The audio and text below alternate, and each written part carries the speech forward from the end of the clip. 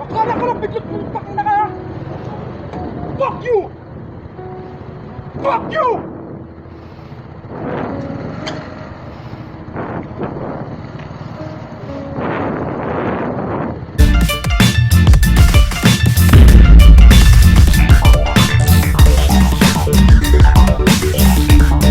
Isang road rage ang nasaksihan at nakuna ng video ng isang rider na si Clark James Bitog. Nangyari ang insidente December 29, 2020. Inihayag niya sa kanyang Facebook post na 5 beses daw kinakabigan ng nakasasakyan yung nakamotor at ginigit-git pa daw nito ng todo hanggang sa gutter.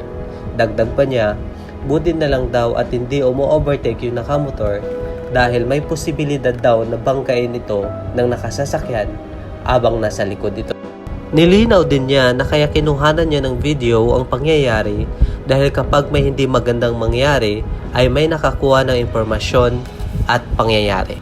Dagdag pa ni Clark James na hindi niya intensyon na siraan ang nakakotse at pumanig sa nakamotor sa pag-post ng video at buti na lang daw na hindi pinatulan ng rider ang nakakotse kaya di na humaba at lumaki pa ang gulo.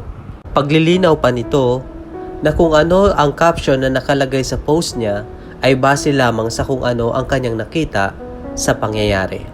At ito ang video ng buong pangyayari.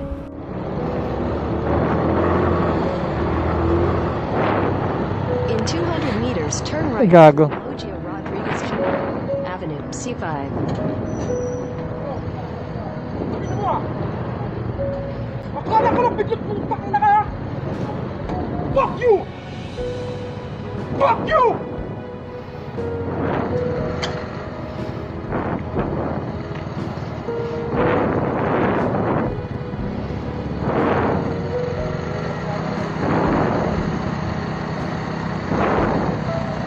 Alis ka na!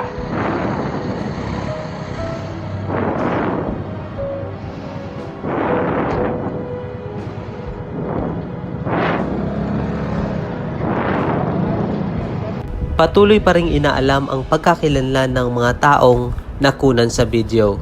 May mensahe naman si Clark James sa mga motorista. Aniya, laging mag-iingat at huwag pairalin ang init ng ulo sa kalsada. Ano ang masasabi mo sa videong ito? Mag-comment lamang at ating pag-usapan. At kung ikaw ay bago pa lamang dito sa ating channel, mag-subscribe ka na at i-click mo na rin ang notification bell para lagi kang updated sa ating mga bagong videos. Paalam!